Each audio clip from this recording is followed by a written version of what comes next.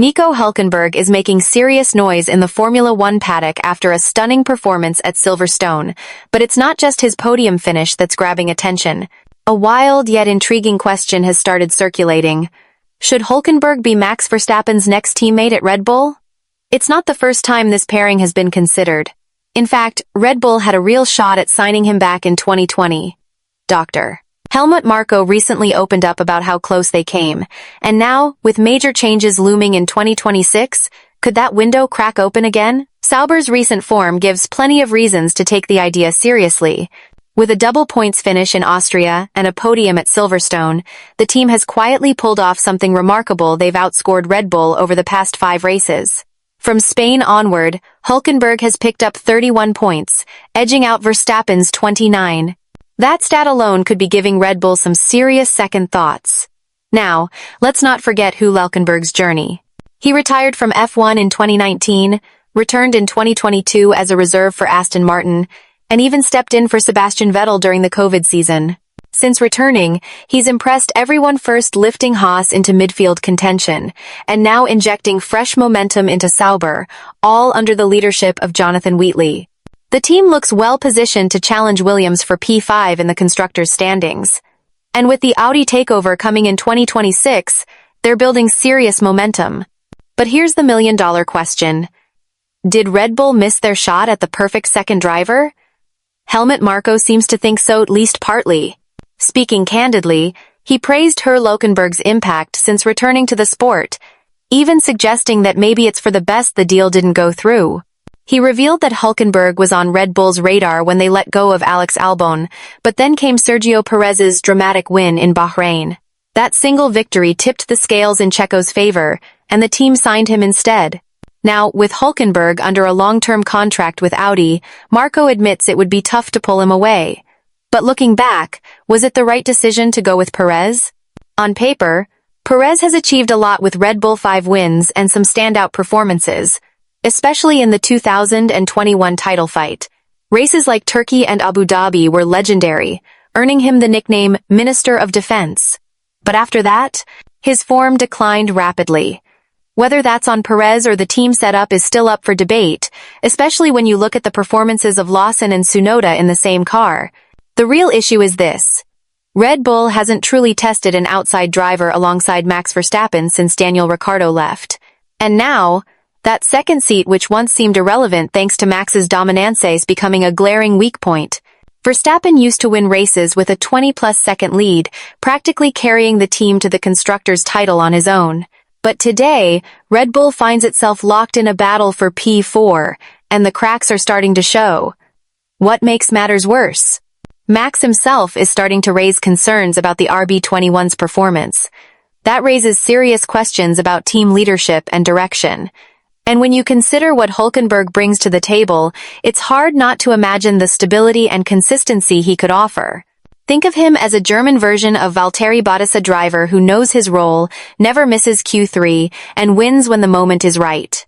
That's exactly what Lewis Hamilton relied on during his dominant run with Mercedes. And if you need any more proof of the second-seat crisis, just look at Yuki Tsunoda's recent showing.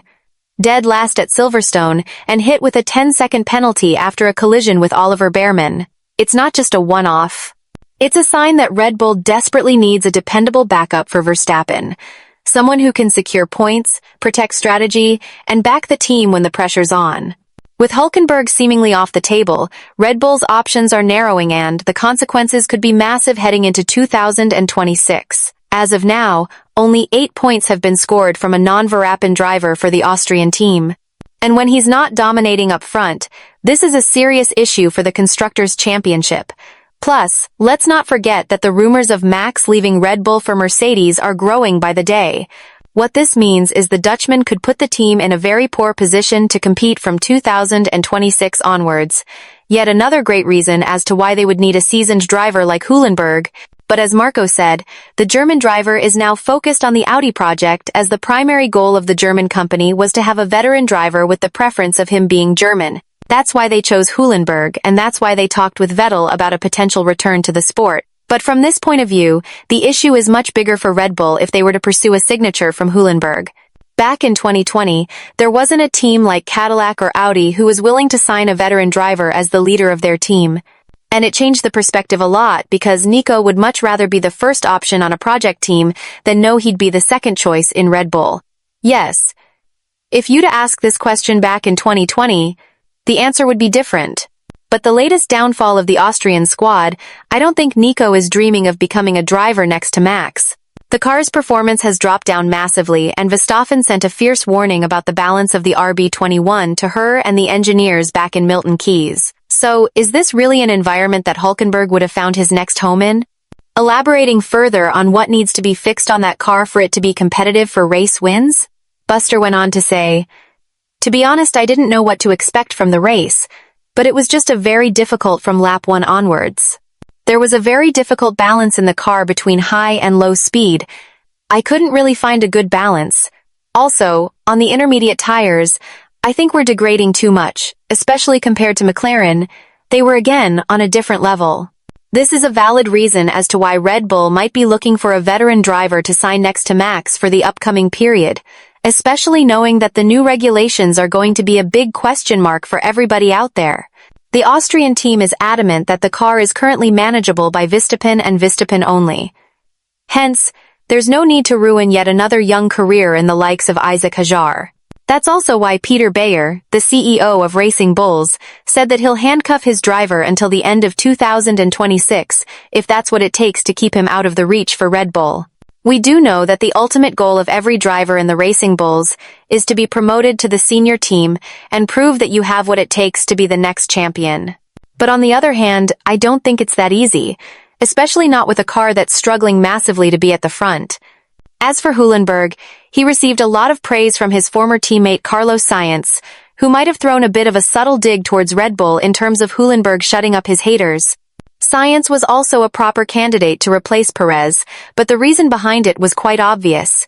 He's competitive and he wouldn't have settled for anything less than a number 1 role in a team. But for Hulkenberg, the cards might have been shuffled in a different kind of way. And when praising his performance in Silverstone, South Carolina said, "Honestly, for me, the most impressive fact is that people kept cursing him. The fact that he didn't have any podiums was completely irrelevant for me. I was his teammate at the time, and the fact that he didn't have a podium was just circumstantial. So, I'm glad he's at his podium now to shut everybody up that doubted him. For me, I never doubted him, and I knew he was one day going to be on the podium. And now we're left wondering, would Nico be the perfect teammate for Max? And if so, will this be a move that the Austrian team will be willing to commit to? The chances are low, especially after Jonathan Wheatley, the former sporting director of Red Bull, has been appointed as the team principal of Saab. But you can never say never when her comes ringing on your doorbell. The biggest factor would be the role because Nico knows he'd be the second driver from the get-go. However, with his age and the project that he's taken with Audi, it might be better to be up front for 2 or 3 more years before retiring rather than being in the background fighting with bat markers only to retire when the team finally figures things out. With all of this in mind, what do you think about Red Bull's chances of signing Hulkenberg from 2026 onwards? And more importantly, do you think that they're regretting the choice of not signing him back when they had the opportunity in 2020? Let us know in the comments below, and once you do that, make sure to click on the video that's appearing on your screen right now.